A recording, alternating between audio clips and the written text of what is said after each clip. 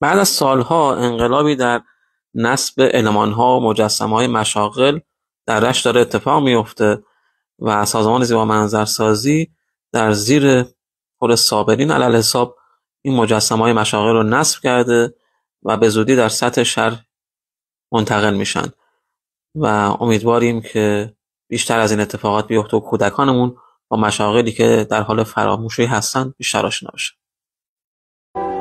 عیددم بو خونکی دشتی هوا، عیددم بو خونکی دشتی هوا، بنبو غنچه خسر سرخ کلا. کاسقا وازده از دهکده بو، دهکده پاونره غم کده بو.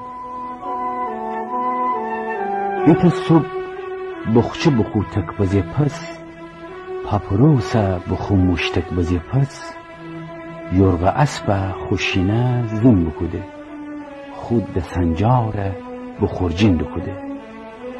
تابش شهر دلی وا بکنه، کار باری خوره پیدا بکنه.